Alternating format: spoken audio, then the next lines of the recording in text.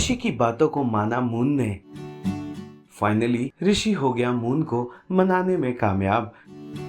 Serial जनक का आने वाला एपिसोड बहुत ही ज़्यादा इंटरेस्टिंग हो चला है। पहले आप देखेंगे कि कैसे मून अपने दोस्तों के साथ रेस्टोरेंट में पहुंचकर ऋषि का इंतजार करती है। ऋषि पीछे से आता है और जनक के साथ हुए अपनी शादी को पूरी तरह से एक्सप्लेन करता है मून को। वो बताता है कि कैसे गांव में परिस्थितियां निर्माण हो गई थी जिसके चलते उसे शादी करना पड़ा था जनक से। अब वो इस शादी को ऑफिशियली जाकर तोड़ नहीं सकता, डिवोर्स नहीं ले सकता, क्योंकि इससे उन दोनों की शादी पूरी तरह से लीगल हो जाएगी, जिसे ऋषि बिल्कुल नहीं चाहता है। इतना ही नहीं, जब मून उसे सवाल करती है कि तुम भले प्यार ना करो जनक से, पर वो तो तुमसे प्यार करती है, आखिर वो क्यों तुमसे शादी कर रही थी, तब वो बताता है कि वो एक गांव की लड़की है। गांव में उसके सपने पूरे नहीं हो रहे थे। इस बड़े शहर में आकर बड़े कॉलेज में पढ़ने का सपना था उसका। इसी बहाने वो इस शादी को जरिया बनाकर यहाँ तक आ गई थी।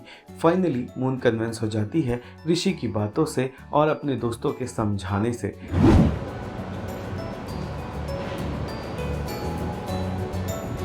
लोग तरह की बातें करते हैं। ऐसा लग रहा है मैं वो इंसान जिसकी वजह से एक बच्ची नहीं है, सब छिप चुका है।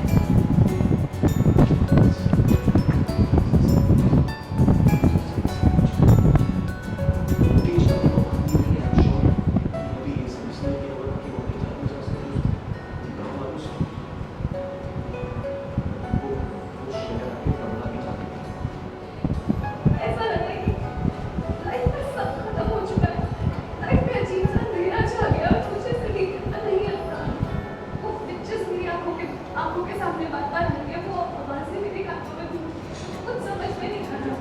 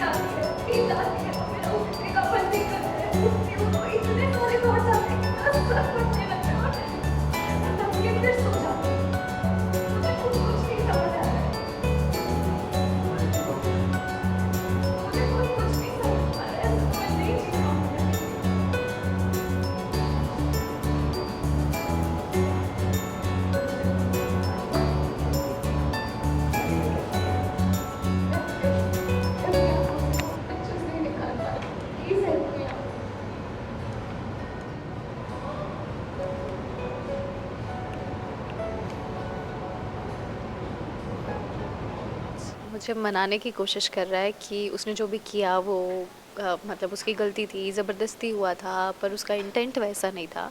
ऑन द अदर हैंड मेरा कैरेक्टर पोस्ट ट्रॉमेटिक सिंड्रोम में पहुंच चुका है, उसको पैनिक अटैक होने लग गया है, वो डिप्रेस हो गई है, तो उसको अब मेन मुद्दा समझ ही नहीं आ रहा है, वो क्लिनिकली डिप्रेस्ड हो गई है।